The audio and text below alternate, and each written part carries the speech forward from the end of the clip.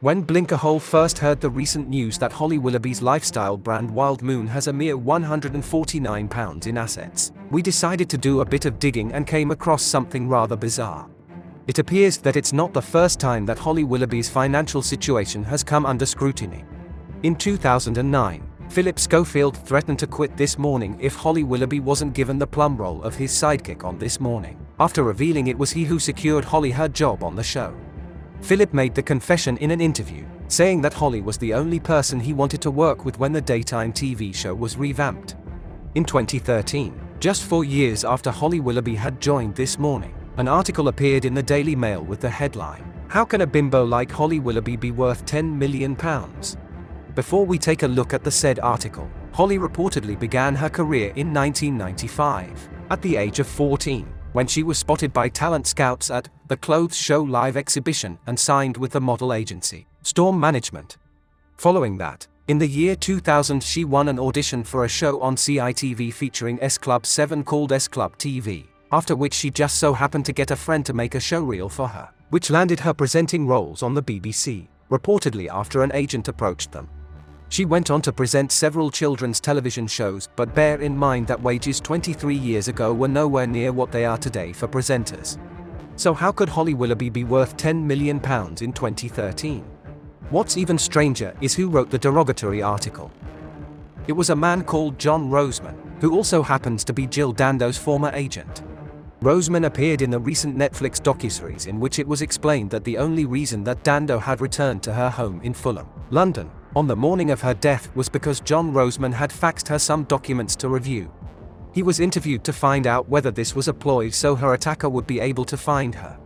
Roseman was later interviewed again because detectives discovered that he'd written a book about an agent whose clients are murdered one by a serial killer. The book was called Good Men Die Like Dogs, according to The Guardian, and depicts a murder similar to Dando's in which a man is shot in the head at his home. However, all of the killer's victims in the book were male. Like her ex-boyfriend, Bob Wheaton, who was a producer at the BBC, the police was satisfied that Roseman wasn't a suspect. A spokesperson for Roseman said that he would never publish his book out of respect for Dando and her family, as reported in The Guardian in 1999. So why would Jon Roseman write a scathing article about Holly Willoughby? The mind truly boggles. Let's take a closer look at the 2013 article.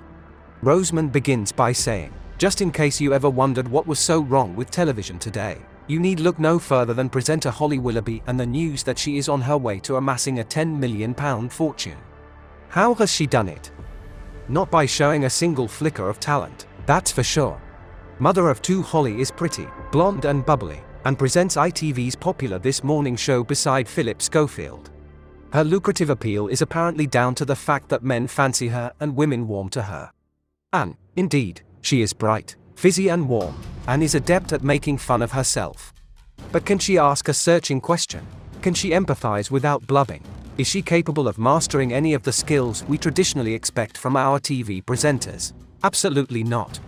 As a celebrity agent for 35 years, I have represented some of TV's most talented female presenters. The late, great Jill Dando, intelligent and diamond, warm but forensically incisive Fern Britain, Holly's predecessor on This Morning, talented newshound Penny Smith and professionally polished Kate Garraway to name but a few. Exceptionally talented, attractive women every one. But, much more importantly, they have qualities that Holly singularly lacks: sharpness and journalistic experience. And, in my book, these are absolutely vital credentials for any TV presenter, especially one who presents such a broad, influential show as This Morning. Every word that drops from Holly's finely formed lips proves just how ill-equipped she is to be a television frontwoman. Indeed, the fact she's got the job at all, let alone that she's so well paid, shows just how far female presenters have sunk today. It's dispiriting enough that TV bosses are prepared to hire a woman who seems to be such a lightweight. But to see her being rewarded so handsomely takes the biscuit. Holly has managed to use her place on the famous morning sofa and its £250,000 salary as a springboard to earn a further reported £40,000 from BBC One's The Voice and thousands more for a raft of advertising campaigns. Indeed, it made my blood boil to read that Holly was being compared with the supremely talented and diamond. Jon Roseman then goes on to talk about how wonderful and Diamond is at questioning important people and goes on to ask, can you imagine Holly, lovely as she is, having the wit to frame a question like that or the guts to ask it? If you would like to read that part, the link is in our description. Roseman then goes on to talk about Dando and Fern Britain. He writes, another client of mine, Jill Dando, started her journalistic career as a trainee reporter in her hometown of Weston-super-Mare before becoming a newsreader with BBC Radio Devon and finally moving to TV. She already had 8 years' experience as a journalist when she got her big break as a news presenter. I remember watching in awe as she covered the 1997 general election. She talked straight to camera without a single note. But as well as big political showpieces, Jill had the lightest of touches. She was much loved for her role on BBC's holiday programme.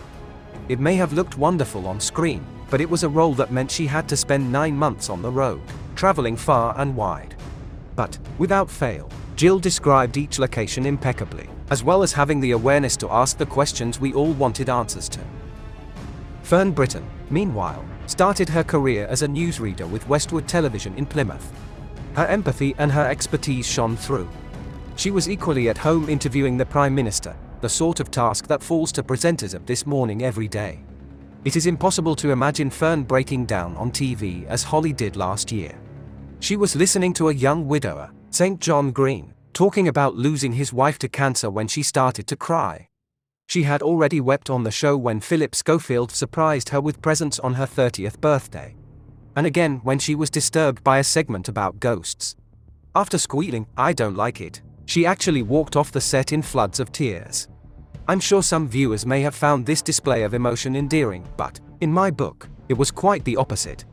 If an interviewer can't keep their feelings in check, how can they expect the people they are talking to, often the subjects of terrible trauma, to do so? Holly, sadly, isn't alone among today's television presenters for her lack of depth. Roseman, interestingly, then goes on to tear into Holly's very good friend and Celebrity Juice co-star Fern Cotton. He writes, who can possibly forget the toe-curling spectacle of Fern Cotton presenting the BBC's Diamond Jubilee celebrations last year? She even praised a novelty sick bag, which bore an image of the Queen, as lovely. Astonishingly, Fern believed that she had done a good job. She tweeted to congratulate herself and her colleagues on 7 hours of spotless TV. When faced with a barrage of criticism, she lashed out, "I love my job and wouldn't be doing it if I wasn't any good at it. I am a positive person who believes in treating people kindly. I don't understand the mentality of others who think differently." I should point out that Holly is an underwear model turned children's TV presenter. Her best friend Fern, meanwhile, began her entertainment career at the age of 17, with early morning GMTV children's program The Disney Club after she was discovered in a nationwide talent search during the show. Jon Roseman continues, so why do standards appear to have fallen so badly? In a word, commercialism. The constant drive to pick up viewers in the 18 to 30 age group, the bracket most appealing to advertisers, has led directly to the bimbos on our screens. Television bosses don't want to inform or educate. They just want to present us with eye candy in the form of nubile young presenters. It's interesting to note that presenters are now, for the first time, permitted to endorse products. Holly has fronted advertising campaigns for toothpaste and mobile phones. She has also launched her own range of fashion and has written a children's book with her sister.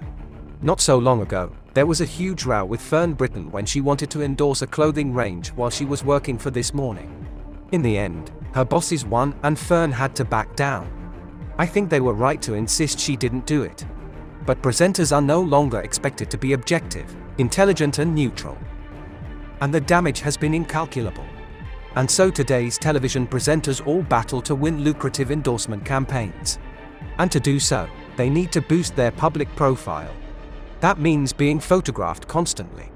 No longer valued on their talent, they are valued on how many column inches they generate. These women would do dancing on sludge if they were paid enough. That's how serious they are about creating an objective, professional image. Of course, and Diamond and Jill Dando were famous, but they never sought celebrity in the way this modern breed of presenters do. Why? Because their careers didn't depend on it. Phew, Blinkerhole needed a sit-down after that barrage. But isn't it interesting that Holly Willoughby was viewed in that way in 2013 and 10 years later, viewed the same again?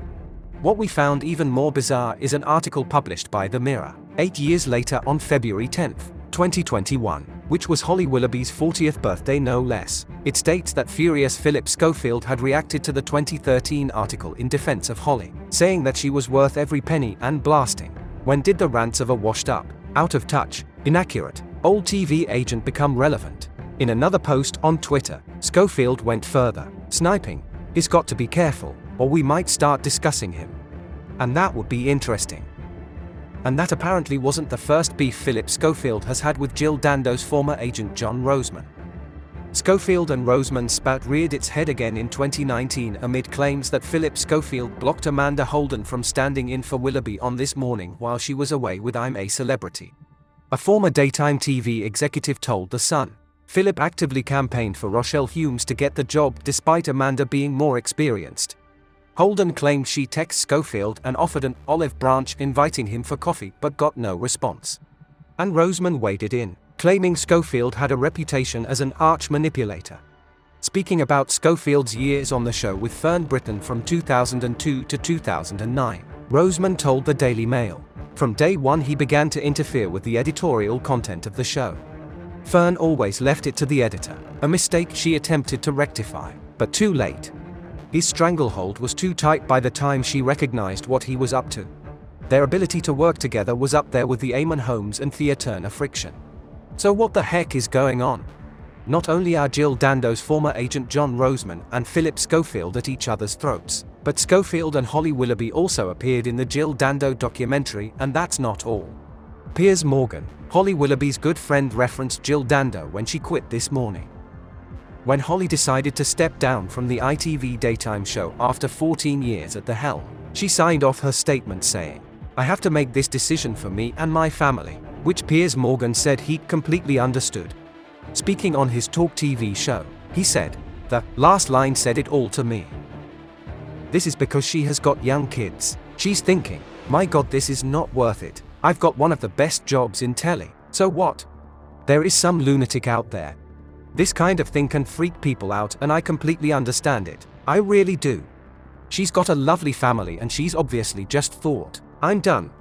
Piers then referenced the Jill Dando documentary, which explores the murder of the much-loved BBC presenter in 1999, saying, "With the Jill Dando documentary on Netflix right now, I really feel for her. I've known Holly a long time. It's terrifying."